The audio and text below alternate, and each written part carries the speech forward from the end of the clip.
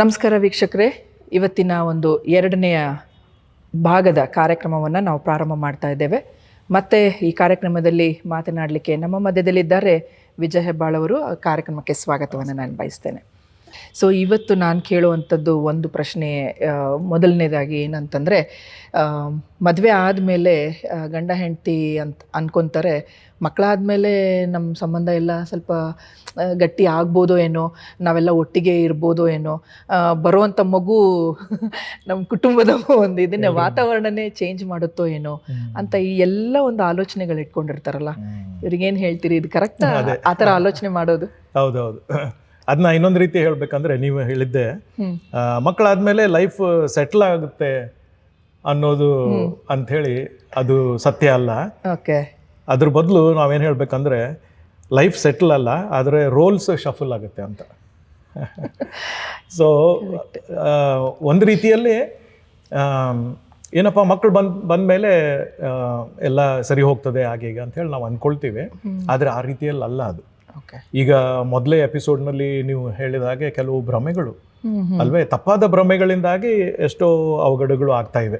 So ಹೀಗಾಗಿ ಇಂಥ ಭ್ರಮೆಗಳು ಏನೇನಿದೆ ಅನ್ನೋದನ್ನ ನಾವು ಗುರುತಿಸಿ ಅದನ್ನ ಸರಿಪಡಿಸಿ ಅದರ ಪ್ರಕಾರ ನಾವು ನಮ್ಮ ದಾಂಪತ್ಯ ಜೀವಿತದಲ್ಲಿ ದೇವರು ನಮಗೆ ಏನೇನು ಪಾತ್ರಗಳನ್ನು ಕೊಟ್ಟಿದ್ದಾನೋ ಅವುಗಳನ್ನು ಸರಿಯಾಗಿ ನಿರ್ವಹಿಸ್ಕೊಂಡು ನಾವು ಹೋಗುವಾಗ ಮಕ್ಕಳು ಯಾವ ಸಮಯದಲ್ಲಿ ಬರ್ತಾರೋ ಆ ಸಮಯದಲ್ಲಿ ನಾವು ಸಿದ್ಧರಾಗಿ ನಾವು ಇರ್ತೇವೆ. ಹೌದು. ಸೊ ಮಕ್ಕಳು ಅಂದರೆ ಈಗ ಇನ್ನೊಂದು ರೀತಿಯಲ್ಲಿ ನಾವು ಏನು ತಿಳ್ಕೊಳ್ಬೇಕಂದ್ರೆ, ಮಕ್ಕಳು ಬಂದಿದ ತಕ್ಷಣನೇ ಅದೊಂದು ಏನು ಜವಾಬ್ದಾರಿ, ಬೇರೆ ರೀತಿಯಾದಂಥ ಒಂದು ಜವಾಬ್ದಾರಿ ಆಗ್ಬಿಡುತ್ತೆ ಅಲ್ವಾ? ಅದು ಭಾರ ಅಂತ ಅನ್ಕೊಳ್ಬಾರ್ದು. ಕರೆಕ್ಟಾ? ಅಷ್ಟೇ. ಹೌದು. ಅಂದರೆ ಈಗ ಮಕ್ಕಳು ನೋಡಿ, ಮಕ್ಕಳು ನಮ್ಮ ಜೀವಿತದಲ್ಲಿ ಬರುವಾಗ ಏನಪ್ಪ, ಒಂದು ಸಂತೋಷ ತರ್ತಾರೆ ಅಲ್ವೇ? ಸಂತೋಷ ತರ್ತಾರೆ ನಿಜ, ಅದರ ಜೊತೆಗೆ ಹೊಸ ಒತ್ತಡಗಳನ್ನು ಕೂಡ ಹೊತ್ಕೊಂಡು ಬರ್ತಾರೆ ಅವರು. ಕರೆಕ್ಟ್ ಅಲ್ವೇ? ಸೊ ಅನೇಕ ಸಾರಿ ಏನು ಮಾಡ್ತಾರೆ ಪೇರೆಂಟ್ಸ್, ಅವರಿಗೆ ಆ ಸಂತೋಷ ಮಾತ್ರ ಬೇಕು, ಒತ್ತಡಗಳು ಬೇಡ, ಮಕ್ಕಳು ಮಾತ್ರ ಬೇಕು, ಅವರ ಜೊತೆಗಿರುವಂತ ರೆಸ್ಪಾನ್ಸಿಬಿಲಿಟಿ ನನಗೆ ಬೇಡ ಅಂತ ಹೇಳಿ ಕೆಲವು ಪುರುಷರು ಕೆಲವು ಸಾರಿ ಅವರಿಗೆ ಸಾಧ್ಯ ಉಂಟು ಈ ರೀತಿಯಲ್ಲಿ ಮಾಡ್ಲಿಕ್ಕೆ, ಅದಕ್ಕೆ ಅವ್ರು ಮಾಡ್ತಾರೆ, ಮನೆಯಿಂದ ಓಡೋಗ್ಬಿಡ್ತಾರೆ. ಅಂದ್ರೆ ತಪ್ಪಲ್ಲ ನಾನು ಹೇಳ್ತಾ ಇರೋದು, ಆದಷ್ಟು ಸಂತೋಷ ಕೊಡುವಷ್ಟು ಟೈಮು ಇರೋದು. ಆಮೇಲೆ ಆ ಮಗು ಏನಾದರೂ ಕಿರಿಕಿರಿ ಮಾಡ್ಲಿಕ್ಕೆ ಸ್ಟಾರ್ಟ್ ಆಯಿತು ಅಥವಾ ಇವನಿಗೆ ಬೇಜಾರಾಯಿತು ಅಂತಂದ್ರೆ ಆ ಮಗುವನ್ನ ತಾಯಿ ಕಡೆಯಲ್ಲಿ ಬಿಟ್ಟು ಹೋಗ್ಬಿಡೋದು. ಇದನ್ನ ಬೇರೆ ರೀತಿಯಲ್ಲಿ ಅರ್ಥ ಮಾಡ್ಕೊಳ್ಬಾರ್ದು. ಮನೆ ಓಡೋಗ್ಬಿಡ್ತಾರೆ ಅಂತಂದ್ರೆ ಆ ಜವಾಬ್ದಾರಿಯಿಂದ ಓಡೋಗ್ತಾರೆ. ಇದ್ರ ಅರ್ಥ ಏನಂತಂದ್ರೆ, ನನಗೆ ಬರೇ ಸಂತೋಷ ಬೇಕು, ಜವಾಬ್ದಾರಿ ಬೇಡ. ಅದೇ, ಅದು ತಪ್ಪು. ಕಷ್ಟ ಪಡೋದು ಬೇಡ, ನಾನು ಕಷ್ಟ ಪಡೋದು ಬೇಡ. ಮಕ್ಕಳು ಸಂತೋಷನೂ ಕೊಡ್ತಾರೆ, ಅದ್ರ ಜೊತೆಗೆ ಜವಾಬ್ದಾರಿನೂ ಇದೆ ಅನ್ನೋದನ್ನ ಪಾಲಕರಾಗೋದಕ್ಕಿಂತ ಮುಂಚೆನೆ ಅವರಿಗೆ ಆ ತಿಳುವಳಿಕೆ ಹುಟ್ಟಬೇಕು. ನಾನು ಯೋಚನೆ ಮಾಡ್ತಾ ಇದ್ದೆ, ನಮ್ಮ ಜೀವಿತದಲ್ಲಿ ಕೂಡ ನಾವು ಮದುವೆ ಆದ ಮೊದಲೇ ದಿವಸ ನಮಗೆ ನೆನಪಿದೆ, ಮೊಣಕಾಲೂರಿ ದೇವರ ಹತ್ರ ನಾವು ಪ್ರಾರ್ಥನೆ ಮಾಡಿದ್ವಿ. ಏನಂತಂದ್ರೆ, ಸ್ವಾಮಿ, ನಮ್ಮನ್ನು ಒಂದುಗೂಡಿಸಿದ್ದು ನಿನಗೆ ವಂದನೆ ಸಲ್ಲಿಸ್ತೇವೆ, ನಮ್ಮ ಜೀವಿತ ನೀನು ಆಶೀರ್ವದಿಸು, ಒಂದು ವೇಳೆ ನಮಗೆ ಮಕ್ಕಳನ್ನು ಕೊಡೋ ಒಂದು ಆಶೀರ್ವಾದ ನೀನು ಕೊಡೋದಾಗಿದ್ರೆ ಅವ್ರನ್ನ ನಿನ್ನ ಭಯಭಕ್ತಿಯಲ್ಲಿ ಬೆಳೆಸೋ ಹಾಗೆ ನಮಗೆ ಜ್ಞಾನ ವಿವೇಕ ಕೊಡು ಅಂಥೇಳಿ ನಾವು ಮದುವೆ ಆದ ದಿವಸ ನಾವು ಪ್ರಾರ್ಥನೆ ಮಾಡಿದ್ದೀವಿ. ಅಂದರೆ ನಾನು ಯೋಚನೆ ಮಾಡ್ತಾ ಇದ್ದೆ, ನನಗೂ ಏನು ಅದನ್ನ ವಾಲಂಟರಿ ಆಗಿ ನಾನು ಮಾಡಲಿಲ್ಲ, ಮಾಡಬೇಕು ಅಂಥೇಳಿ ನಾನು ಪ್ರಾರ್ಥನೆ ಮಾಡಲಿಲ್ಲ, ಏನೋ ಪ್ರಾರ್ಥನೆ ಮಾಡಬೇಕಾದ್ರೆ ದೇವರ ಆತ್ಮನು ನನ್ನ ನಡೆಸಿದ. ಆದರೆ ಅದ್ರ ಹಿಂದೆ ಒಂದು ಸತ್ಯ ಆಮೇಲೆ ನಮಗೆ ಗೊತ್ತಾಯಿತು. ಏನಂತಂದರೆ, ನಾವು ಪಾಲಕರಾಗುವಂಥ ಟ್ರೈನಿಂಗ್ ಇದೆಯಲ್ಲ, ಅದು ಮಕ್ಕಳು ಹುಟ್ಟಿದ ಮೇಲೆ ಸ್ಟಾರ್ಟ್ ಆಗಲ್ಲ, ಹುಟ್ಟೋಕ್ಕಿಂತ ಮುಂಚೆನೇ ಸ್ಟಾರ್ಟ್ ಆಗುತ್ತೆ. ಇವತ್ತು ಭಾಳ ಜನ ಪಾಲಕರು ಏನು ಸೋತ್ ಹೋಗಿದ್ದಾರೆ, ದೇ ಹ್ಯಾವ್ ಫೇಲ್ಡ್ ಪೇರೆಂಟಿಂಗಲ್ಲಿ. ಯಾಕೆ ಅಂತಂದರೆ, ದೇ ಸ್ಟಾರ್ಟೆಡ್ ಟೂ ಲೇಟ್. ಯಾವಾಗ ಸ್ಟಾರ್ಟ್ ಆಗಬೇಕಾಗಿತ್ತು ಅವಾಗ ಆಗಲಿಲ್ಲ. ಟೈಮ್ ಇದೆ ಬಿಡು, ಮಕ್ಕಳು ಬರಲಿ ಬಿಡು, ಬಂದಮೇಲೆ ಮಾಡೋಣ ಬಿಡು ಅಂತೇಳಿ ಪೋಸ್ಟ್ಪೋನ್ ಮಾಡ್ತಾ ಹೋದ್ರು, ಟೈಮೇ ಇಲ್ಲ ಅವ್ರಿಗೆ ಟ್ರೈನ್ ಆಗಲಿಕ್ಕೆ. ಅದಕ್ಕೆ ಒಂದು ಸಂಗತಿ ನನಗೆ ನೆನಪಾಗ್ತದೆ, ಏನಂದರೆ, ಒಳ್ಳೆ ಪೇರೆಂಟ್ಸ್ ಆಗಲಿಕ್ಕೆ ಇರುವಂಥ ಒಂದು ಮೂಲಭೂತವಾದಂಥ ಫೌಂಡೇಶನ್ ಏನಂತಂದರೆ ಅ ಗುಡ್ ಕಪಲ್. ಮೊದಲು ಒಳ್ಳೆಯ ದಂಪತಿಗಳಾಗಿ ನೀವು ಇರಬೇಕು. ಆ ಟ್ರೈನಿಂಗ್ ನಿಮಗೆ ಮೊದಲು ಆಗಬೇಕು. ಅದರಲ್ಲೇ ನೀವು ಫೇಲ್ ಆಗಿಬಿಟ್ರೆ ಮಕ್ಕಳಿಗೆ ಕೊಡ್ಲಿಕ್ಕೆ ಸಾಧ್ಯ ಇಲ್ಲ, ಅವರನ್ನ ಚೆನ್ನಾಗಿ ನೀವು ಪೇರೆಂಟ್ ಮಾಡ್ಲಿಕ್ಕೂ ಆಗಲ್ಲ. ಈಗ ಮಕ್ಕಳು ಇದ್ರೂ ಕೂಡ ಒಂಟಿತನ ಫೀಲ್ ಆಗುತ್ತೆ ಅಲ್ವಾ? ಮಕ್ಕಳು ಇದ್ದಾಗ್ಯೂ ಕೂಡ ಆಗುತ್ತೆ, ನಿಜ. ಸೊ ಆ ಒಂಟಿತನ ಯಾಕೆ ಆ ಒಂಟಿತನ ಅನ್ನುವಂಥ ಒಂದು ಫೀಲಿಂಗ್ ಬರುತ್ತೆ ದಾಂಪತ್ಯ ಜೀವಿತದಲ್ಲಿ. ಕರೆಕ್ಟ್. ಸೊ ಅದಕ್ಕೆ ಮತ್ತೆ ನಾವು ಹಿಂದೆ ಹೋಗ್ಬೇಕು. ಪೇರೆಂಟ್ಸ್ ಆಗೋದಕ್ಕಿಂತ ಮುಂಚೆನೆ ಏನೇನೆಲ್ಲ ನಡೆದು ಹೋಗಿದೆ ನಮ್ಮ ಜೀವಿತದಲ್ಲಿ ಅಲ್ವಾ. ಈಗ ಫಾರ್ ಎಕ್ಸಾಂಪಲ್ 3 ವರ್ಷ ಆದ್ಮೇಲೆ ದಂಪತಿಗಳಿಗೆ ಮಕ್ಕಳಾದ್ರು ಅಂತ ನೆನೆಸಿ, ಈ 3 ವರ್ಷದಲ್ಲಿ ಏನಾಗಿದೆ ಅದು ಮುಖ್ಯ. ಅದು ಅವರ ಆ ಪೇರೆಂಟಿಂಗ್ ಇಯರ್ಸ್ ಅನ್ನ ಕಂಟ್ರೋಲ್ ಮಾಡುತ್ತೆ. ಸೊ ಈಗಿನ ದಿವಸಗಳಲ್ಲಿ ನಾವು ಹೆಚ್ಚು ನೋಡ್ತೇವೆ, ಮಕ್ಕಳು ಬರೋದಕ್ಕಿಂತ ಮುಂಚೆ ದಂಪತಿಗಳು ಎಲ್ಲ ಪೇರೆಂಟಿಂಗ್ ಬಗ್ಗೆ ಬುಕ್ಸ್ ಎಲ್ಲ ಓದ್ತಾರೆ, ಅದ್ರ ಬಗ್ಗೆ ವಿಡಿಯೋಸ್ ಎಲ್ಲ ನೋಡ್ತಾರೆ. ದೇವರಿಗೆ ನಾವು ಸ್ತೋತ್ರ ಸಲ್ಲಿಸೋಣ, ಯಾಕಂದ್ರೆ ಇಂಥ ಎಲ್ಲ ರಿಸೋರ್ಸಸ್ ಇಟ್ಟಿದ್ದಾನೆ. ಆದರೆ ನಾವು ಬೆಳೀತಾ ಇರಬೇಕಾದ್ರೆ ಅಥವಾ ನಾವು ಪೇರೆಂಟ್ಸ್ ಆದಾಗ ಇಂಥ ಯಾವ ರಿಸೋರ್ಸಸ್ಸು ಇರಲಿಲ್ಲ ನಮಗೆ. ನಾವು ಯಾರನ್ನ ನೋಡ್ತಾ ಇದ್ವಿ ಅಂತಂದ್ರೆ ನಮ್ಮ ತಂದೆ ತಾಯಿಗಳನ್ನ ನೋಡ್ತಾ ಇದ್ವಿ. ಅವ್ರು ಹೇಗೆ ನಮ್ಮನ್ನ ಬೆಳೆಸಿದ್ರು ಅದರಿಂದ ನಾವು ಜ್ಞಾನ ಪಡ್ಕೊಂಡು ದೇವರ ಹತ್ರ ಪ್ರಾರ್ಥನೆ ಮಾಡಿ ದೇವರು ಏನೇನು ನಮಗೆ ಶಕ್ತಿ ಕೊಟ್ಟನೋ ಆ ರೀತಿಯಲ್ಲಿ ನಾವು ನಮ್ಮ ಮಕ್ಕಳನ್ನು ಬೆಳೆಸ್ತಾ ನಾವು ಹೋದೆವು. ಸೊ ನೀವು ಹೇಳಿದ ಹಾಗೆ ಒಂಟಿತನ ಬರಲಿಕ್ಕೆ ಕಾರಣ ಏನು ಅಂತಂದ್ರೆ ನಾವು ದಂಪತಿಗಳಾಗಿ ನಮ್ಮನ್ನು ನಾವು ಸರಿಯಾಗಿ ಭದ್ರಪಡಿಸ್ಕೊಂಡಿಲ್ಲ. ಒಂಟಿತನ ದಂಪತಿಗಳಾಗಿದ್ದಾಗ್ಲೂ ಬರ್ತದೆ. ಮಕ್ಕಳು ಬಂದ ಮೇಲೆ ಆವಾಗ ಬರೋ ಒಂಟಿತನ ಬೇರೆ, ಈಗ ದಂಪತಿಗಳಾಗಿರುವಾಗ ಒಂಟಿತನ ಇರೋದು ಬೇರೆ. ಸೊ ಈಗ ನಾವು ಲಾಸ್ಟ್ ಎಪಿಸೋಡಲ್ಲಿ ನಾವು ನೋಡಿದ ಹಾಗೆ ಪುರುಷನು ಮನೆಯ ಯಜಮಾನನಾಗಿ ಮನೆಯಲ್ಲಿರುವಂಥ ಒಂಟಿತನವನ್ನು ನಿವಾರಿಸುವಂಥ ಪ್ರಯತ್ನ ಇವನು ಮಾಡಬೇಕು. ತನ್ನ ಜೀವಿತದಲ್ಲಿ ಬರುವಂಥ ಒಂಟಿತನ ಮತ್ತು ಅವಳ ಜೀವಿತದಲ್ಲಿ ಬರುವಂಥ ಒಂಟಿತನ ಹೇಗೆ ನಾವು ಇದನ್ನು ನಿವಾರಿಸಬೇಕು ಅಂತ ಹೇಳಿ ಇಬ್ಬರು ಒಟ್ಟಾಗಿ ಸಂಭಾಷಣೆ ಮಾಡಿ ಅದರ ಬಗ್ಗೆ ಯೋಚನೆ ಮಾಡಿಕೊಂಡು ಮಾತಾಡಿ ಪ್ರಾರ್ಥನೆ ಮಾಡಿ ಅದನ್ನು ನಿವಾರಿಸಲಿಕ್ಕೆ ಅವರು ಸಿದ್ಧರಾಗಿದ್ರೆ ಮಕ್ಕಳು ಬಂದ ಮೇಲೆ ಏನು ಒಂಟಿತನ ಬರ್ತದೆ ಅದನ್ನು ಕೂಡ ಅವರು ಹ್ಯಾಂಡಲ್ ಮಾಡ್ಲಿಕ್ಕೆ ಅವರಿಗೆ ಈಸಿ ಆಗುತ್ತೆ. ಸೊ ಅದಕ್ಕೆ ನಾವೇನ್ ಮಾಡ್ಬೇಕು, ಹಿಂದೆ ಫಸ್ಟ್ ಸ್ಟೆಪ್ನ ನಾವು ಫಸ್ಟ್ ತಿಳ್ಕೊಳ್ಬೇಕು ಏನು ಅಂತ. ಫೌಂಡೇಶನ್ ಅದು ಬೇಸ್ ಕರೆಕ್ಟ್ ಆಗಿ ಸ್ಟ್ರಾಂಗ್ ಆಗಿದ್ರೆ ಖಂಡಿತವಾಗಿ ಅದು ಕ್ರಮೇಣವಾಗಿ one by one step by step ಅದು ಒಳ್ಳೆ ರೀತಿಯಲ್ಲಿ ಹೋಗ್ಲಿಕ್ಕೆ ಸಾಧ್ಯತೆ ಇದೆ ಅಲ್ವಾ. ಹಾಗಾಗಿ ಈ ಒಂಟಿತನದಿಂದ ಈಗ ಆಗ್ಲೇ ಹೊರಗೆ ಬಂದಿದ್ದಾರೆ ಅಂತ ಅಂದಾಗ ಹಣ ಮತ್ತೆ ಈ ಏನು ಪ್ಲೆಷರ್ ಅನ್ನುವಂಥದ್ದು ಸ್ಟಾರ್ಟ್ ಆಗತ್ತೆ ಅಲ್ವಾ. ಈಗ ಅವಾಗ ಮದ್ವೆ ಆದಾಗ ಅವರಿಬ್ಬರೇ ಇದ್ರು, ಅವಾಗಿಂದ ಲೈಫೇ ಬೇರೆ ಆಗತ್ತೆ. ಮಕ್ಳು ಬಂದ ನಂತರ ಒಂದು ಲೈಫ್ ಬೇರೆ ಆಗತ್ತೆ. ಈಗ ಮಕ್ಳು ಬಂದ್ಮೇಲೆ ನೀವು ಹೇಳಿದ್ರೆ ರೆಸ್ಪಾನ್ಸಿಬಿಲಿಟೀಸ್ ಅದೆಲ್ಲ ಜಾಸ್ತಿ ಆಗತ್ತೆ, ಒತ್ತಡಗಳು ಜಾಸ್ತಿ ಆಗತ್ತೆ. ಸೊ ಒತ್ತಡಗಳ ಮಧ್ಯದಲ್ಲಿ ಗಂಡ ಹೆಂಡತಿ ರಾಂಗ್ ಡಿಸಿಷನ್ಸ್ ತಗೊಳ್ಳಿಕ್ಕೆ ಸಾಧ್ಯತೆ ಇದೆ ಅಲ್ವಾ. ಯಾಕಂದ್ರೆ ಹಣ ಜಾಸ್ತಿ ಬೇಕು ಮತ್ತೆ ಎಲ್ಲ ವಸ್ತುಗಳು ಬೇಕಾಗಿದೆ. ಸೊ ಈ ರೀತಿಯಾದಂಥ ಒಂದು ಪರಿಸ್ಥಿತಿಯನ್ನ ಯಾವ ರೀತಿಯಲ್ಲಿ ದಂಪತಿಗಳು ಅದನ್ನ ಫೇಸ್ ಮಾಡಬೇಕು, ಅದನ್ನ ಹೊರಗೆ ಬರ್ಲಿಕ್ಕೆ ಸಾಧ್ಯ. ಕರೆಕ್ಟ್. ಸೊ ಈ ರೀತಿ ಚಾಲೆಂಜಸ್ ಒಂದರ ನಂತರ ಒಂದು ಬರ್ತಾ ಹೋಗ್ತವೆ ಅನ್ನೋದನ್ನ ಈ ದಂಪತಿಗಳು ಕೂಡ ಎಕ್ಸ್ಪೆಕ್ಟ್ ಮಾಡಬೇಕು. ಎಲ್ಲ ಜೀವನ ಹಾಯಾಗಿರ್ತದೆ, ಎಲ್ಲ ಸಂತೋಷವಾಗಿ ಹೋಗ್ತದೆ ಅಂತ ಹೇಳಿ ನಾವು ಒಳ್ಳೇದಲ್ಲ ಅಲ್ವೇ. ಮತ್ತೆ ಈಗಿನ ಟೈಮ್ನಲ್ಲಿ ಏನಾಗೋಗ್ಬಿಟ್ಟಿದೆ ಅಂತಂದ್ರೆ ನೆನಸದ ಗಳಿಗೆಯಲ್ಲಿ ಏನೇನೋ ಆಗ್ಬೋದು ಅಲ್ವೇ. ಮನೆ ಬಿಟ್ಟು ಹೋದವರು ಹಿಂತಿರುಗಿ ಸುರಕ್ಷಿತ ಬರ್ತಾರಿಲ್ಲೋ ಗೊತ್ತಿಲ್ಲ. ಖಂಡಿತ. ಆಮೇಲೆ ಹಾಸ್ಪಿಟ್ಲಿಗೆ ಏನೋ ನಾರ್ಮಲ್ ಚೆಕಪ್ಪಿಗೆ ಹೋದವರು ಏನೇನೋ ಡಯಾಗ್ನೋಸಿಸ್ ಆಗಿ ವಾಪಸ್ ಬರ್ತೇವೆ. ಆಮೇಲೆ ಸರ್ಜರಿಗೆ ಹೋದವರು ಎಲ್ಲ ಹೀಲ್ ಆಗಿ ಬರ್ತಾರೆ ಅಂತ ನೆನೆಸಿರ್ತೇವೆ, ಆದ್ರೆ ಏನೋ ಆಗೋಗ್ಬಿಡ್ತದೆ. ಸೊ ಹೀಗೆ life throws lot of surprises ಅಂತ ಹೇಳ್ತಾರೆ. ಜೀವನದಲ್ಲಿ ನಮಗೆ ಅನೇಕ ಎಚ್ಚರಗೊಳ್ಳುವಂಥ ಅಥವಾ ನಮಗೆ ಅಚ್ಚರಿಯನ್ನು ಉಂಟು ಮಾಡುವಂಥ ಸಂಗತಿಗಳು ನಮಗಾಗ್ತವೆ. ಅದಕ್ಕಾಗಿ ನಾವು ಸಿದ್ಧರಾಗಿರ್ಬೇಕು. ಸೊ ಅದರ ಸಿದ್ಧತೆ ನೋಡಿ, ನನಗೆ ಒಂಟಿತನ ನೀವು ಹೇಳಬೇಕಾದ್ರೆ ನನಗೆ ದೇವರ ವಾಕ್ಯದಲ್ಲಿರುವಂಥ ಒಂದು ಮಾತು ನೆನಪಾಗ್ತಾ ಇತ್ತು. ಪುರುಷನನ್ನ ದೇವರು ಸೃಷ್ಟಿ ಮಾಡಿದ ಮೇಲೆ ಅವನನ್ನ ನೋಡ್ತಾನೆ, ನೋಡಿ ಪಾಪ ಬೇಜಾರಾಗ್ತದೆ ದೇವರಿಗೆ ಅಲ್ವೇ, ಒಂಟಿಯಾಗಿರ್ಬಾರ್ದು ಅಂತ ಹೇಳಿ ತಾನೇ ಹೇಳ್ತಾನೆ, ಮನುಷ್ಯನು ಒಂಟಿಗನಾಗಿರುವುದು ಒಳ್ಳೇದಲ್ಲ ಅಂತ ಹೇಳಿ ಮುಂದೆ ಏನ್ ಹೇಳ್ತಾನೆ ಅದು ಮುಖ್ಯ. ಸರಿ ಕಾಣುವ. ಯಾಕಂದ್ರೆ ಒಂಟಿತನ ಅಂದ ತಕ್ಷಣ ಇದನ್ನ ನಾವು ತಪ್ಪು ತಿಳ್ಕೊಳ್ಬಾರ್ದು. ಇದು ಲೋನ್ಲಿನೆಸ್ ಅಂತಂದ್ರೆ ಇದೆಂತ ಲೋನ್ಲಿನೆಸ್ ಅಪ್ಪ, ಯಾಕೆ ಬಂದಿದೆ ಇವನ್ಗೆ ಲೋನ್ಲಿನೆಸ್? ಆಕ್ಚುಲಿ ಅಲ್ಲಿ ಉಪಯೋಗಿಸಲ್ಪ ಪದ ಅದು ಲೋನ್ಲಿನೆಸ್ ಅಲ್ಲ, ಲೋನ್ಲಿ ಅಂತ ಅಷ್ಟೇ. It should not be alone ಅಂತ ಹೇಳಿ ಅಲ್ವೇ. ಅಂದ್ರೆ ಅವನಿಗೆ ಒಬ್ಬ ಸಂಗಾತಿಯ ಅವಶ್ಯಕತೆ ಇತ್ತು. ಒಂಟಿಯಾಗಿ ಇರಬಾರ್ದು, ಒಂಟಿತನ ಅಂತ ಒಂಟಿತನ ಅಲ್ಲ. ಹೌದು, ಒಂಟಿಯಾಗಿ. ಯಾಕಂದ್ರೆ ಈಗ ನೀವು ಹೇಳಿದ ಹಾಗೆ ಲೋನ್ಲಿನೆಸ್ ಬೇರೆ ಬೇರೆ ಕಾರಣಗಳಿಗಾಗಿ ಈ ಲೋಕದಲ್ಲಿ ಇವತ್ತು ಜನರು ಅನುಭವಿಸ್ತಾ ಇದ್ದಾರೆ. ಸೊ ಆ ಕಾರಣಗಳೆಲ್ಲ ಇದು ಹೇಳ್ತಾ ಇರೋದು.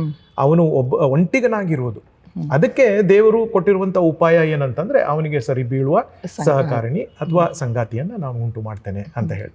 ಸೊ ಈ ಸಂಗಾತಿಯ ಜೊತೆಗೆ ಆ ಪುರುಷನು ಹೇಗೆ ಒಡನಾಟ ಮಾಡಿಕೊಂಡು ಹೇಗೆ ಅವರಿಬ್ಬರು ಬೆಳೀತಾರೆ, ಅದ್ರ ಮೇಲೆ ಡಿಪೆಂಡು ಅವರಿಗೆ ಬರುವಂಥ ಸವಾಲುಗಳನ್ನು ಹೇಗೆ ಎದುರಿಸ್ತಾರೆ ಅಂತ. ಓಕೆ, ಇದು ಬಹಳ ಮುಖ್ಯ. ಇನ್ಫ್ಯಾಕ್ಟ್ ನಾವು ಮದುವೆ ಆಗೋದಕ್ಕಿಂತ ಮುಂಚೆ ಮದುವೆ ಪೂರ್ವ ಸಲಹೆಗಳನ್ನು ನಾವು ಕೊಡ್ತೀವಲ್ಲ, ಪ್ರೀ ಮ್ಯಾರಿಟಲ್ ಕೌನ್ಸಿಲಿಂಗ್, ಅದರಲ್ಲಿ ಈ ಎಲ್ಲ ಚಾಲೆಂಜಸ್ಗಳನ್ನು ಕೂಡ ನಾವು ಹೇಳ್ತೇವೆ. ಮತ್ತು ನೀವು ಹೇಳಿದಂಥ ಈ ಹಣಕಾಸಿನ ವಿಷಯದಲ್ಲಿ, ಹಣದ ವಿಷಯದಲ್ಲಿ ಇರುವಂಥ ಚಾಲೆಂಜ್, ಅದಕ್ಕೂ ಕೂಡ ಒಂದು ಸೆಷನ್ ನಾವು ತಗೊಳ್ತೇವೆ. ಯಾಕಂದರೆ ಇಂದಿನ ದಿನಮಾನಗಳಲ್ಲಿ ಏನಾಗೋಗಿದೆ ಅಂತಂದರೆ ಹಣನೇ ಅಲ್ಲ ಅಲ್ವೇ, ದುಡ್ಡೇ ದೊಡ್ಡಪ್ಪ ಇಂದಿನ ದಿನಮಾನ. ಈಗಲೂ ಅದೇ ಆಗೋಗ್ಬಿಟ್ಟಿದೆ ಅಲ್ವೇ. ಹೌದು. ಅದಕ್ಕೆ ನಾವಿದ್ದಾಗ್ಲೂ ಅದೇ ಇತ್ತು, ಯಾವಾಗಲೂ ಪ್ರತಿಯೊಂದೊಂದು ಸಂತತಿಯಲ್ಲಿ ಅದು ಇದ್ದದ್ದೇ ಸಮಸ್ಯೆ. ಆದರೆ ದಿನೇ ದಿನೇ ಅದು ಹೆಚ್ಚುತ್ತಾ ಹೋಗ್ತಾ ಇದೆ. ಯಾಕಂದ್ರೆ ಹಣ ಹೆಚ್ಚಾಗ್ತಾ ಇದೆ, ಆದರೆ ಮೌಲ್ಯ ಕಡಿಮೆ ಆಗ್ತಾ ಇದೆ ಅಲ್ವೇ. ಇಷ್ಟು ಗಳಿಸ್ತಾ ಇದ್ದೀನಿ ನಾನು, ಆದರೆ ನನಗೆ ಮನೆಗೆ ತಗೊಂಡು ಬರೋದೇನಪ್ಪ ಇಷ್ಟೇ ಅಂತ ಹೇಳಿ, ಅಂದ್ರೆ ವ್ಯಾಲ್ಯೂ ಆಫ್ ಮನಿ ಅದು ಕಡಿಮೆ ಆಗ್ತಾ ಇದೆ. ಈ ವಾಸ್ತವದಿಂದ ಇದು ಹೊರಗೆ ಬರ್ಲಿಕ್ಕೆ ಸಾಧ್ಯತೆ ಇದೆಯಾ? ಅಂದ್ರೆ ಹಣ ಇದ್ರೇನೆ ಪ್ರೀತಿನ ಹಣಕ್ಕೆ ಹೋಲಿಸಿ ಅದು ಏನಂದ್ರೆ ಅದರದ್ದು ಅರ್ಥದಿಂದನೇ ಅವ್ರು ಹೊರಗೆ ಬಂದ್ಬಿಡ್ತಾರೆ. ಒಂದು ಸರಿಯಾದಂಥ ಒಂದು ಅರ್ಥನ ಅವರು ತಿಳಿದುಕೊಳ್ಳದೆ ಆ ಒಂದು ವಾಸ್ತವದಿಂದನೇ ಹೊರಗೆ ಬಂದ್ಬಿಡ್ತಾರೆ. ಅದರಿಂದ ಹೊರಗೆ ಬರ್ಲಿಕ್ಕೆ ಸಾಧ್ಯತೆ ಇದೆಯಾ? ನೀವು ಹೇಳಿದ ಹಾಗೆ ಇದು ಕೂಡ ಒಂದು ಭ್ರಮೆ. ಏನಂತಂದ್ರೆ ತಪ್ಪಾದ ಅರ್ಥ. ಏನು ತಪ್ಪಾದ ಅರ್ಥ ಅಂದ್ರೆ ಹಣ ಇದ್ರೆ ಸುಖ ಇರುತ್ತೆ ಅನ್ನೋದು ತಪ್ಪು. ಹೌದು. ಅದ್ರ ಜೊತೆಗೆ ಹಣ ಬೇಡ, ಪ್ರೀತಿ ಇದ್ರೆ ಸಾಕು ಅನ್ನೋದು ತಪ್ಪು ಅಲ್ವೇ. ಪ್ರಾಕ್ಟಿಕಲ್ ಆಗಿ ಬೇಡ, ಪ್ರೀತಿ ಇದ್ರೆ ಸಾಕು. ಪ್ರಾಕ್ಟಿಕಲ್ ಆಗಿ ನೀವು ನೋಡಿದ್ರೆ ಹಣ ಇಲ್ಲದೆ ಏನು ಮಾಡ್ಲಿಕ್ಕೆ ಆಗಲ್ಲ. ಹಣ ಬೇಕೇ ಬೇಕು. ಎಷ್ಟು ಹಣ ಅನ್ನೋದು ಮುಖ್ಯ ಅಲ್ಲ ಅಲ್ವೇ. ಸೊ ಇದು ಎರಡು ಎಕ್ಸ್ಟ್ರೀಮ್ ಇದೆ ಅಲ್ಲ, ಇದು ಭ್ರಮೆಗಳು. ಈ ತಪ್ಪು ಪರ್ಸೆಪ್ಷನ್ಸ್ ಏನಿದೆ, ತಪ್ಪು ಅಭಿಪ್ರಾಯಗಳೇನಿದೆ, ಇವುಗಳಿಂದ ಜನರನ್ನ ನಾವು ಹೊರ ತರಬೇಕು. ಏನಂತಂದ್ರೆ ಹಣದ ಮೇಲೆ ನೀವು ಆತ್ಕೊಂಡಿರ್ಲಿಕ್ಕೆ ಹೋಗ್ಬೇಡಿ. ಹಣ ಇದ್ರೆ ಸುಖ ಅನ್ನೋದು ತಪ್ಪೇ ಅದು. ಯಾಕಂದ್ರೆ ಎಷ್ಟೋ ಜನ ಇದ್ದಾರೆ, ನಾವು ಕೂಡ ನೋಡಿದೀವಿ, ಬಡವರಾಗೇ ಇರ್ತಾರೆ, ಆದ್ರೂ ಕೂಡ ಸಂತೋಷವಾಗಿ ಅಲ್ವೇ. ನಾಳೆ ಏನ್ ಊಟ ಮಾಡ್ಬೇಕಪ್ಪ ಅನ್ನೋದು ಗೊತ್ತಿಲ್ಲ ಅವ್ರಿಗೆ, ಯೋಚನೆ ಮಾಡೋದೇ ಇಲ್ಲ ನಾಳಿನ ವಿಚಾರದಲ್ಲಿ ಅಲ್ವೇ. ಸೊ ಹಾಗಿರುವಾಗ ಹಣ ಇದ್ರೆ ಸುಖ ಅನ್ನೋದು ತಪ್ಪು. ಇನ್ನೊಂದು ಎಕ್ಸ್ಟ್ರೀಮ್ ಏನಂತಂದ್ರೆ ಹಣ ಬೇಡಪ್ಪ ನಮಗೆ, ಪ್ರೀತಿ ಇದ್ರೆ ಸಾಕು ಅನ್ನೋದು ತಪ್ಪದು. ಯಾಕಂದ್ರೆ ಹಣ ಬೇಕೇ ಬೇಕು. ಕೇವಲ ಪ್ರೀತಿ ನಮ್ಮನ್ನ ಸ್ವಲ್ಪ ನಡ್ಸ್ಕೊಂಡು ಹೋಗ್ತದೆ, ಆದ್ರೆ ಅದಾದ್ಮೇಲೆ ಮತ್ತೆ ನಿಂತು ಹೋಗ್ತದೆ. ನಮಗೆ ಪ್ರಾಕ್ಟಿಕಲ್ ಆಗಿ ಬೇಕಾದದ್ದು ಹಣ ಕೂಡ ಬೇಕದರಲ್ಲಿ. ಎರಡನ್ನು ಬ್ಯಾಲೆನ್ಸ್ ಮಾಡ್ಕೊಂಡು ಹೋಗುವುದನ್ನ, ಕಲೆಯನ್ನ ನಾವು ಕಲಿಬೇಕಾಗ್ತದೆ. ದಂಪತಿಗಳು ಅದನ್ನ ಅವರು ಪ್ರಾಕ್ಟೀಸ್ ಮಾಡಬೇಕು. ಆಮೇಲೆ ಹೆಚ್ಚು ಆಶೆಗೆ ಹೋಗ್ಬಾರ್ದು. ಇದ್ದದ್ರಲ್ಲಿ ಏನಪ್ಪಾ, ಹಾಸಿಗೆ ಇದ್ದಷ್ಟು ಕಾಲು ಚಾಚ್ ಅಂತ ಹೇಳ್ತಾರೆ. ಅದರಲ್ಲಿ ಇದ್ದದ್ರಲ್ಲಿ, ದೇವರು ಕೊಟ್ಟದ್ರಲ್ಲಿ ಸಂತೃಪ್ತರಾಗಿ ಇರುವುದನ್ನ.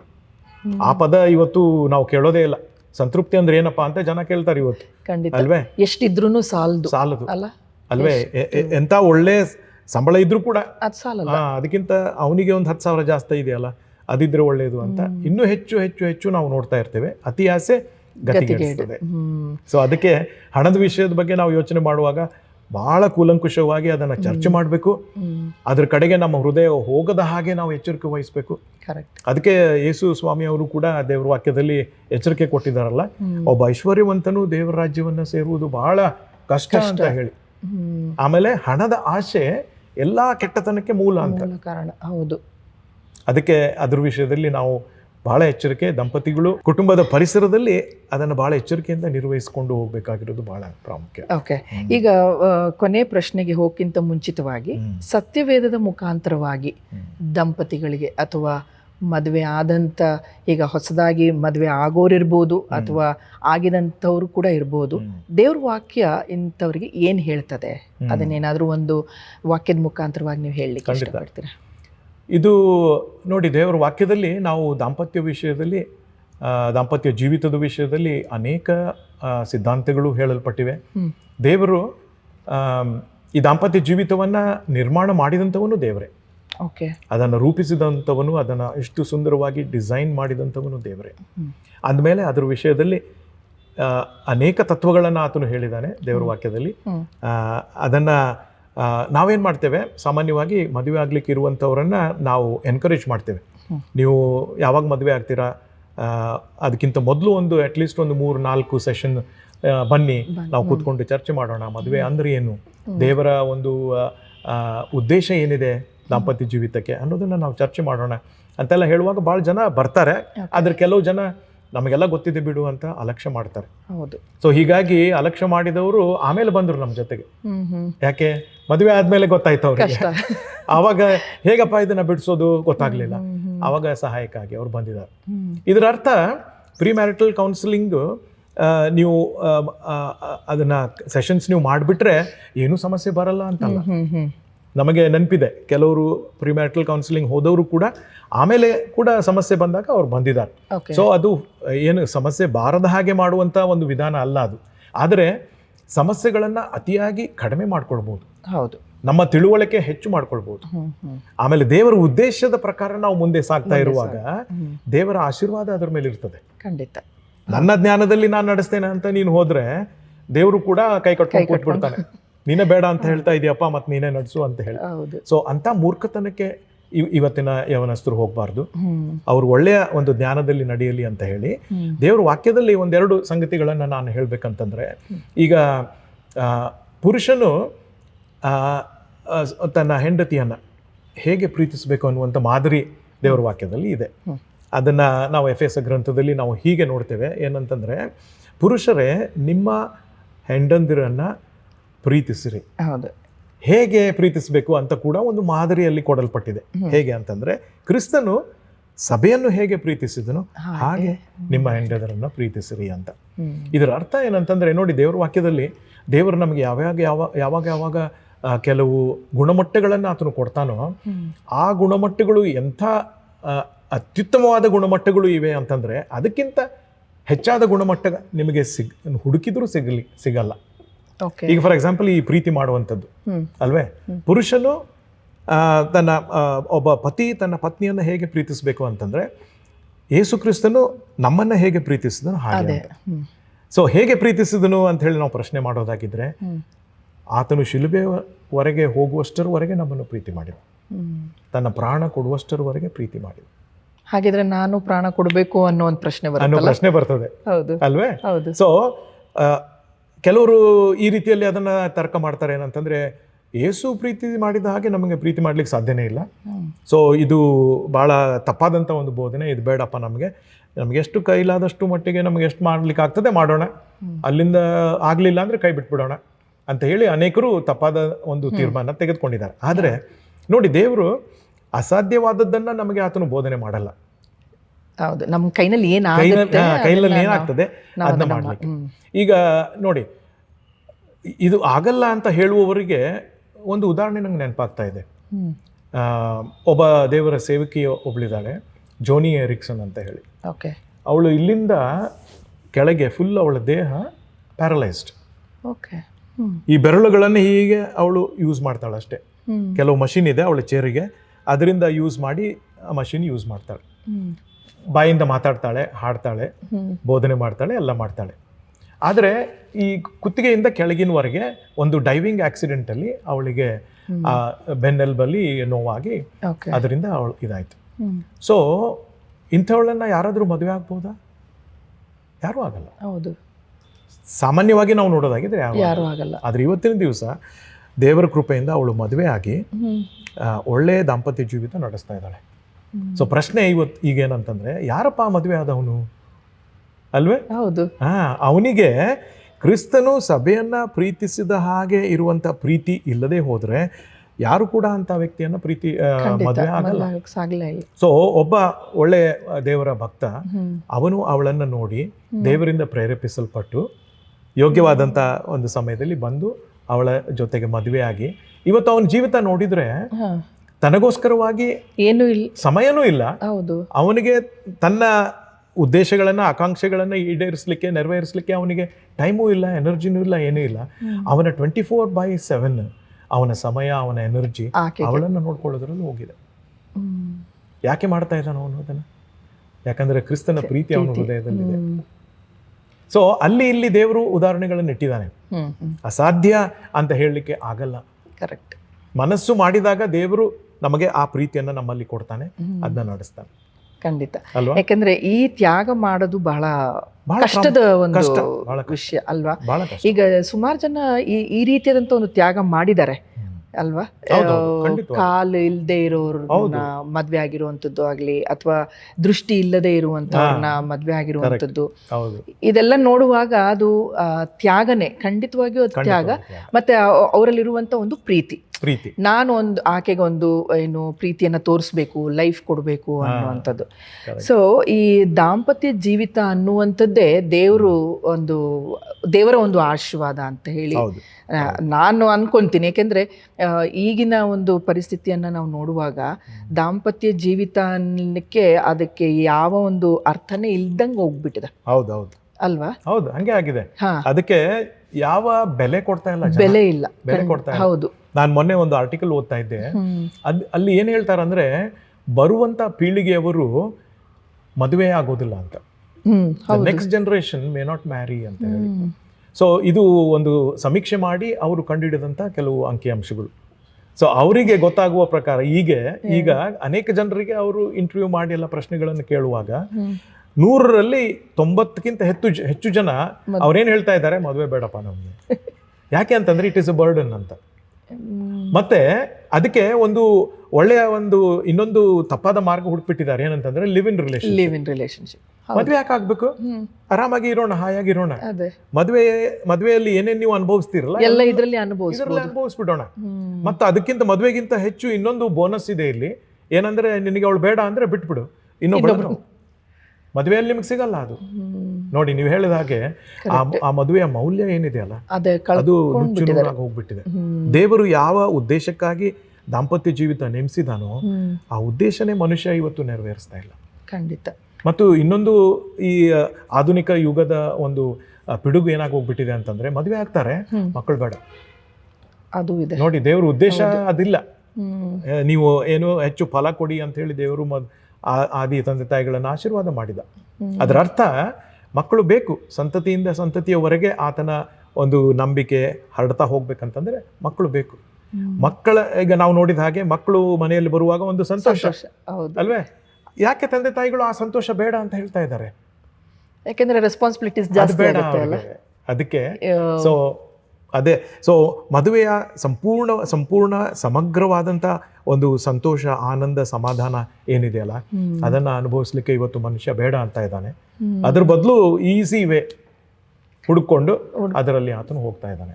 ಇದು ತಪ್ಪಾದ ಒಂದು ಬಹಳ ತಪ್ಪು ನಿರ್ಧಾರವನ್ನ ಮಾಡ್ತಾ ಇದಾರಲ್ಲ. ನನಗೆ ನೆನಪಿದೆ, ಒಂದ್ಸಾರಿ ಒಬ್ರು ಅವರ ಮದುವೆಯ ದಿನದಲ್ಲಿ ಅವರು ನನಗೆ ವಾಕ್ಯ ಬೋಧನೆ ಮಾಡ್ಲಿಕ್ಕೆ ಅವ್ರು ಕರೆದಿದ್ರು. ಆವಾಗ ದೇವರು ಏನೋ ಒಂದು ಪ್ರೇರಣೆ ಕೊಟ್ಟ. ನಾನು ನನ್ನ ಬೋಧನೆಯನ್ನು ಆರಂಭ ಮಾಡುವಾಗ ನಾನು ಹೇಳಿದ ಒಂದು ಮಾತು ಏನಂತಂದ್ರೆ, ಈ ಹುಡುಗ ಮತ್ತು ಹುಡುಗಿ ಇವರು ಮದುವೆ ಆಗೋದ್ರಲ್ಲಿ ಅವರು ದೇವರ ಒಂದು ಅಂಬಾಸಿಡರ್ಸ್ ಅವರಾಗಿದ್ದಾರೆ ಅಂತ, ದೇವರ ರಾಯಭಾರಿಗಳು ಇವರಾಗಿದ್ದಾರೆ ಅಂತ. ಅಂದ್ರೆ ಮದುವೆ ಆಗುವಂಥದ್ದು ದೇವರ ಒಂದು ಉದ್ದೇಶ. ಅದರ ಪ್ರಕಾರ ಅವರು ಆಗ್ತಾ ಇದ್ದಾರೆ, ದೇವರ ಆಲಯದಲ್ಲಿ ಆಗ್ತಾ ಇದ್ದಾರೆ, ದೇವರ ಜನರ ಮಧ್ಯದಲ್ಲಿ ಅವರು ಆಗ್ತಾ ಇದ್ದಾರೆ. ಅಂದ್ರೆ ಮದುವೆಯ ದೇವರ ಉದ್ದೇಶಕ್ಕೆ ಅನುಗುಣವಾಗಿ ಮದುವೆಯ ಮೌಲ್ಯವನ್ನ ಅವರು ಎತ್ತಿ ಹಿಡಿತಾ ಇದ್ದಾರೆ.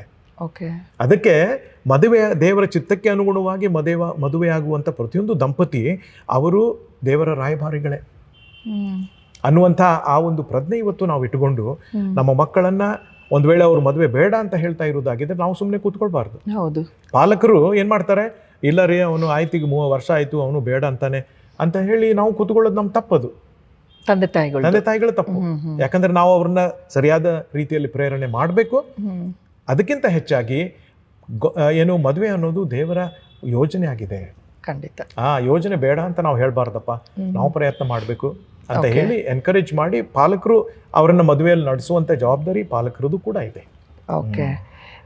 ಈಗ ಕೊನೆಯ ಈ ಒಂದು ಎಪಿಸೋಡ್ನ ಒಂದು ಕೊನೆಯ ಪ್ರಶ್ನೆ ಏನಂದ್ರೆ, ಮದುವೆ ಆದ್ಮೇಲೆ ನಾನು ಅನ್ನೋದು ಹೋಗಿ ನಾವು ಆಗ್ತೀವಿ ಅಲ್ವಾ? ಅದು ಹೇಳೋಕ್ಕೆ ಚೆನ್ನಾಗಿರುತ್ತೆ, ಕೇಳೋಕೆ ಚೆನ್ನಾಗಿರುತ್ತೆ. ಆದರೆ ಮದುವೆ ನಂತರ ನಮ್ಮ ಸ್ವಂತ ವೈಯಕ್ತಿಕ ಅಥವಾ ಇಷ್ಟಗಳನ್ನು ಕಳೆದುಕೊಂಡಿದ್ದೇವೆ ಅಂತ ಜನರ ಒಂದು ಅನಿಸಿಕೆ. ಅದೇ, ನಾನು ಅನ್ನೋದು ಕಳೆದು ಹೋಗಿ ನಾವು ಆಗ್ಬಿಡ್ತೇವೆ. ಸೊ ನೀವೇ ಹೇಳೋದೇನಂತಂದ್ರೆ ಒಂಥರ ಐಡೆಂಟಿಟಿ ಕ್ರೈಸಿಸ್. ಕರೆಕ್ಟ್ ಅಲ್ವಾ? ನಮ್ಮ ಒಂದು ಗುರುತು ಏನಪ್ಪಾ ಇದರಲ್ಲಿ, ನಮ್ಮ ಅಸ್ತಿತ್ವ ಏನಿದರಲ್ಲಿ, ಕಳ್ಕೊಂಡೇ ಬಿಟ್ಟವಲ್ಲ ನಾವು ಇದರಲ್ಲಿ ಅಂತ, ನಂದು ಅನ್ನುವಂಥದ್ದು ಏನೂ ಇಲ್ಲ. ಕರೆಕ್ಟ್. ಅದಕ್ಕೆ ಒಬ್ಬರು ಈ ರೀತಿಯಲ್ಲಿ ಹೇಳಿದ್ದಾರೆ ಏನಂದರೆ, ದಾಂಪತ್ಯ ಜೀವಿತದಲ್ಲಿ 3 ಗುರುತುಗಳಿರ್ಬೇಕಂತೆ. ಓಕೆ. ಓಕೆ, ಆ 3 ಗುರುತುಗಳು ಯಾವಂತಂದರೆ I, U, V. IUV. V. I ಅಂದರೆ ನಾನು, ಯು ಅಂದರೆ ನೀನು, ಅಂದರೆ ನನ್ನ ಸಂಗಾತಿ. ಓಕೆ. ವಿ ಆಮೇಲೆ ವಿ ಅಂದರೆ ನಾವಿಬ್ಬರು. ಒಬ್ರು. ಸೊ ದಾಂಪತ್ಯ ಜೀವಿತ ಆದಮೇಲೆ ಓನ್ಲಿ ವಿ ಅಲ್ಲ, ಈ 3 ಇದೆ ಅದರಲ್ಲಿ. IUV 3 ಬರುತ್ತೆ. ಓಕೆ. ಇದನ್ನ ವಿಶ್ಲೇಷಣೆ ಮಾಡಿ ಒಂದ್ ವೇಳೆ ಮ್ಯಾಥಮೆಟಿಕಲಿ ನೀವು ವಿಶ್ಲೇಷಣೆ ಮಾಡಿದ್ರು ಸಹಿತ ವಿ ಬರೋದು ಯಾರಿಂದ? I plus U. ಅವಾಗಲೇ ವಿ ಬರ್ತದೆ. ಕರೆಕ್ಟ್. ಈಗ ಐ ತೆಗೆದ್ಬಿಡಿ, ಯು ಇಂದ ವಿ ಬರ್ತದಾ? ಇಲ್ಲ. ಸೊ ದಾಂಪತ್ಯ ಜೀವಿತದಲ್ಲಿ ಪತಿ ಪತ್ನಿಯರು ಅರ್ಥ ಮಾಡ್ಕೊಳ್ಬೇಕೇನಂತಂದ್ರೆ, ನಾನಿಲ್ಲದೆ ನಮ್ಮ ಒಟ್ಟಾದ ಜೀವಿತ ಇಲ್ಲ, ನೀನಿಲ್ಲದೆ ನಮ್ಮ ಒಟ್ಟಾದ ಜೀವಿತ ಇಲ್ಲ, ನಾವಿಬ್ಬರು ಇದ್ರೆ ಮಾತ್ರ ಇದು ಒಟ್ಟಾದ ಜೀವಿತ, ನಮ್ಮ ಜೀವಿತ ಇದು ಅನ್ನೋದನ್ನ ಅರ್ಥ ಮಾಡ್ಕೊಳ್ಳುವಾಗ ಏನ್ ಮಾಡ್ಬೇಕು ಅಂತಂದ್ರೆ, ನನ್ನನ್ನು ಕೆಳಗೆ ನಾನು ಮಾಡ್ತಾ ಇಲ್ಲ, ಅವಳನ್ನು ಕೆಳಗೆ ಮಾಡ್ತಾ ಇಲ್ಲ. ದೇವರು ಯಾವ ಮೌಲ್ಯ ನಮಗೆ ಕೊಟ್ಟಿದ್ದಾನೋ ಆ ಮೌಲ್ಯವನ್ನು ಎತ್ತಿ ಹಿಡಿತಾ ಇದ್ದೇವೆ. We are not forgetting. ನಮ್ಮನ್ನು ನಾವು ಮರ್ತು ಬಿಡ್ತಾ ಇಲ್ಲ, ಅಥವಾ ಕೆಳಗೆ ಹಾಕ್ತಾ ಇಲ್ಲ, ಅಥವಾ ನನ್ನನ್ನು ಕೆಳಗೆ ಹಾಕಿ ಇವಳನ್ನ ಮೇಲೆ ಎತ್ತುವುದು ಮಾಡ್ತಾ ಇಲ್ಲ. ನಾವು ದೇವರು ನಮಗೆ ಯಾವ ಯಾವ ಒಂದು ಗುರುತನ್ನ ಕೊಟ್ಟಿದ್ದಾನೋ ಆ ಗುರುತನ್ನ ನಾವು ಎತ್ತಿ ಹಿಡಿತಾ ಇದ್ದೇವೆ. ಅದರ ಜೊತೆಗೆ ನನ್ನದಲ್ಲ ನಿನ್ನದಲ್ಲ ನಮ್ಮದು ಅನ್ನುವಂಥ ಆ ಒಂದು ಒಗ್ಗಟ್ಟಾದಂಥ ಆ ಒಂದು ಭಾವನೆ ಏನಿದೆಯಲ್ಲ, ಅದನ್ನ ಕೆರಳಿಸ್ತಾ ಇದ್ದೇವೆ ನಾವು. ಓಕೆ. ಆದರೆ ಈಗಿನ ಒಂದು ದಾಂಪತ್ಯ ಜೀವಿತದಲ್ಲಿ ಅದು ಖಂಡಿತವಾಗಿ ನಾವು ನೋಡ್ಲಿಕ್ಕೆ ಸಾಧ್ಯತೆ ಇಲ್ಲ, ನೋಡ್ತಾ ಇಲ್ಲ ನಾವು ಅದನ್ನ. ಇದು ನಂದು ನಂದು, ನಿಂದು ನಿಂದು. ಹೌದು ಅಲ್ವಾ? ಅಲ್ಲೇ ಡಿಫ್ರೆನ್ಶಿಯೇಟ್ ಮಾಡ್ಬಿಡ್ತಾರೆ, ಅಲ್ಲೇನೆ ಬರ್ತದೆ. ಸಮಸ್ಯೆಗಳು ಬಹಳ ಬರ್ತವೆ ಅದರಿಂದಾಗಿ. ಆವಾಗ ಸಮಸ್ಯೆಗಳು ಹೆಚ್ಚಾಗಿ ಹೋಗ್ತದೆ. ಮತ್ತೆ ನೀವು ಹೇಳಿದಾಗೆ ನಮ್ಮ ಫೌಂಡೇಶನ್ ಮೊದಲು ಸರಿ ಇದ್ರೇನೆ ಮಕ್ಕಳಿಗೆ ನಾವು ಹೇಳಲಿಕ್ಕೆ ಸಾಧ್ಯತೆ ಇದೆ ಅಂತ ಹೇಳಿ. ಸೊ ಹಾಗಾಗಿ ಈ ಒಂದು ದಾಂಪತ್ಯ ಜೀವಿತ ಅದು ದೇವರು ನೇಮಿಸಿದಂತ ಒಂದು ಕಾರ್ಯ. ಸೊ ಹಾಗಾಗಿ ನಾವು ದೇವರ ಭಯದಲ್ಲಿ ನಾವು ಹೋಗುವಾಗ ಖಂಡಿತವಾಗಿಯೂ ನಮ್ಮ ಒಂದು ಕೌಟುಂಬಿಕ ಜೀವಿತ ಅದು ಒಳ್ಳೆ ರೀತಿಯಲ್ಲಿ ಇರಲಿಕ್ಕೆ ಸಾಧ್ಯತೆ ಇದೆ. ಮತ್ತೆ ನಾವು ಆ ಒಂದು ಒಂಟಿತನ ನಮಗೆ ಬರೋದಿಲ್ಲ ಅಂತ ಹೇಳಿ ನೀವು ಹೇಳಿದ್ರಿ. ಮತ್ತೆ IUV ಅದು ಬಹಳ ಸ್ಪಷ್ಟವಾಗಿತ್ತು. ಅದನ್ನ ನಾವು ಅರ್ಥ ಮಾಡ್ಕೊಂಡ್ಬಿಟ್ರೆ ಖಂಡಿತವಾಗಿಯೂ ಯಾವ ಕುಟುಂಬದಲ್ಲೂ ಏನೂ ತೊಂದರೆ ಇರ್ಲಿಕ್ಕೆ ಸಾಧ್ಯತೆ ಇಲ್ಲ ಅಂತ ಅನ್ಕೊಂತೀನಿ. ಯಾಕೆಂದ್ರೆ ನಂದು ಅಂತ ಹೇಳಿ ಬಿಟ್ಟು, ನಿಂದು ಅಂತ ಹೇಳಿ ಬಿಟ್ಟು ನಮ್ಮದು ಅಂತ ಮಾಡ್ಕೊಂಡ್ಬಿಟ್ರೆ ಖಂಡಿತ ಕುಟುಂಬದ ಒಂದು ಜೀವಿತ. ಯಾಕೆಂದ್ರೆ ಈಗ ಮದುವೆ ಅಂತ ಹೇಳಿದ ತಕ್ಷಣನೇ ಮದುವೆ ಆದವ್ರು ಏನ್ ಹೇಳ್ತಾರೆ, ಮದುವೆ ಆಗದೆ ಇರೋರಿಗೆ ಆಗ್ಬೇಡಪ್ಪ, ನಾನೇ ಅನುಭವಿಸ್ತಾ ಇದ್ದೀನಿ, ನೋಡಿ ನೀನ್ ಯಾಕೆ ಇಲ್ಲ. ಹೌದು, ಹೌದು, ಇದನ್ನ ನಾವು ಸಹಜವಾಗಿ ಹೇಳುವಂತ ಮಾತುಗಳು. ಹಾಗಾಗಿ ಈ ಕಾರ್ಯಕ್ರಮದಲ್ಲಿ ನೀವು ಬಹಳ ಸ್ಪಷ್ಟವಾಗಿ ಏನಂದ್ರೆ ಉದಾಹರಣೆಗಳ ಮೂಲಕ, ವಾಕ್ಯದ ಮುಖಾಂತರವಾಗಿ ನೀವು ಮಾತನಾಡಿದ್ದೀರಾ. ಹಾಗಾಗಿ ಆ ಕಾರ್ಯಕ್ರಮದ ಪರವಾಗಿ ನಿಮಗೆ ವಂದನೆಯನ್ನು ನಾನು ತಿಳಿಸ್ತೇನೆ. ವೀಕ್ಷಕರೇ, ಈ ಒಂದು ಸಂಚಿಕೆಯಲ್ಲಿ ನಾವು ಮಾತನಾಡಿದಂತಹ ವಿಷಯಗಳು ಅಂದರೆ ಮದುವೆ ಆದ ನಂತರ ಮಕ್ಕಳಾಗ್ತಾರೆ, ಮಕ್ಕಳಾದಮೇಲೆ ನಮ್ಮ ಕುಟುಂಬದ ಜೀವಿತ ಚೆನ್ನಾಗಿ ಆಗ್ತದೆ ಅಂತ ಹೇಳಿ, ಮತ್ತು ಮಕ್ಕಳು ಬಂದ ಮೇಲೆ ನಾವು ಒಂಟಿ ಆಗಿಬಿಡ್ತೇವ ಅನ್ನುವಂತಹ ಪ್ರಶ್ನೆ, ಮತ್ತು ಮಕ್ಕಳು ಆದಮೇಲೆ ಭಾರಗಳು ಜಾಸ್ತಿ ಆಗುತ್ತೆ, ನಮ್ಮ ಜವಾಬ್ದಾರಿಕೆಗಳು ಜಾಸ್ತಿ ಆಗುತ್ತೆ, ಅದರಿಂದ ಹೇಗೆ ಹೊರಗೆ ಬರಬೇಕು, ಮತ್ತು ಈ ಒಂದು ಹಣ ಅನ್ನುವಂಥದ್ದೇ ಮುಖ್ಯ ಅಲ್ಲ ದಾಂಪತ್ಯ ಜೀವಿತದಲ್ಲಿ, ಪ್ರೀತಿ ಅನ್ನುವಂಥದ್ದು. ಈಗಾಗಲೇ ಹೇಳಿದ್ರು, ಪ್ರೀತಿ ಮತ್ತು ಹಣ ಎರಡು ಒಟ್ಟಿಗೆ ಹೋಗಬೇಕು. ನಮಗೆ ಹಣ ಇದ್ದರೆ ಮಾತ್ರ ನಾವು ದಾಂಪತ್ಯ ಜೀವಿತ ನಡೆಸ್ಕೊಂಡು ಹೋಗ್ತೀವಲ್ಲ, ಅದ್ರ ಜೊತೆಗೆ ಪ್ರೀತಿ ಕೂಡ ಇರಬೇಕು.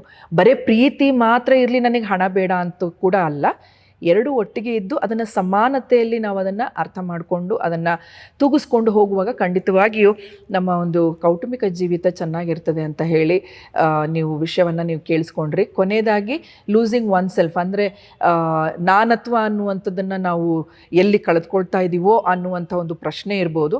ಅದಕ್ಕಾಗಿ ನಾನು ನೀನು ಒಟ್ಟಾಗಿ ಸೇರಿದ್ರೆ ನಾವು, ಓಕೆ, ಹಾಗಾಗಿ ನಾವಾಗಿ ಅದನ್ನು ಅಂದರೆ ಒಟ್ಟಾಗಿ ಸೇರಿ ನಮ್ಮ ಒಂದು ಕೌಟುಂಬಿಕ ಜೀವಿತವನ್ನು, ಮದುವೆ ಅನ್ನುವಂಥದ್ದನ್ನು ನಾವು ಗಟ್ಟಿಪಡಿಸ್ಕೊಳ್ಳೋಣ, ಅದನ್ನು ಉಳಿಸ್ಕೊಳ್ಳೋಣ ದಯಮಾಡಿ. ಏಕೆಂದರೆ ಇದು ದೇವರು ಕೊಟ್ಟಿರುವಂಥ ಆಶೀರ್ವಾದ. ಹಾಗಾಗಿ ಈ ಒಂದು ಸಂಚಿಕೆಯಲ್ಲಿ ನಾವು ಹೇಳಿದಂಥ ವಿಷಯಗಳು ನಿಮಗೆ ಮಾಹಿತಿ ಕೊಟ್ಟಿದೆ ಮತ್ತು ಉಪಯೋಗ ಆಗಿದೆ ಎಂಬುದಾಗಿ ನಾನು ನಂಬ್ತೇನೆ. ನಿಮಗೇನಾದರೂ ಪ್ರಶ್ನೆಗಳಿದ್ರೆ ನಮಗೆ ನೀವು ಕರೆ ಮಾಡ್ಬೋದು. ನಮ್ಮ ದೂರವಾಣಿ ಸಂಖ್ಯೆಯನ್ನು ನೀವು ಬರೆದಿಟ್ಕೊಳ್ರಿ, 9902260653. ಮತ್ತೊಮ್ಮೆ ಹೇಳ್ತೇನೆ, 9902606453. ನಮಸ್ಕಾರ.